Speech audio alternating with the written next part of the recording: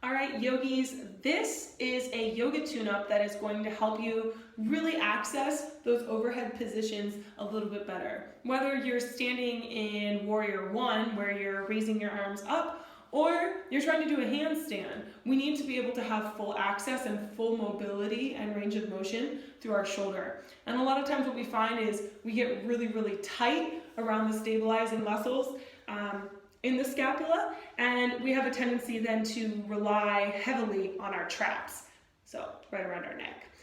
Plus we might be holding a lot of tension throughout the day and we're shrugging our shoulders and we're just sitting there typing or texting away. So this is a great way to loosen up the shoulders, relax the traps, and really be able to get greater accessibility in movements overhead. So what you're going to need is a lacrosse ball, or if you're a little intimidated by the lacrosse ball, let's start out with a tennis ball. So what you're going to do is you're going to take this ball and you're going to place it directly under your trap.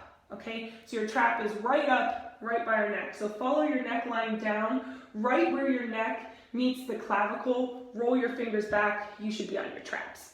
Okay, so from here, our feet are flat on the ground. I want to keep a straight arm, and I'm thinking of trying to get the thumb back to the ground.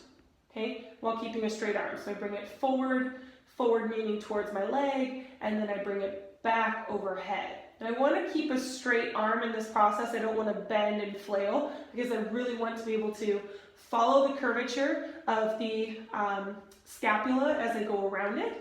So I want to keep moving through the integrity of it. Once we've done about 10 or 12 of those, I just sit up just a little bit and I just inch it down. I mean, very tiny movements, and I do another 10. So I want to follow all the way down to the base of the scapula. So I really want to get to the bottom of this. Ladies, think at the very base of your sports bra. You know how it curves in. Gentlemen, base of the scapula.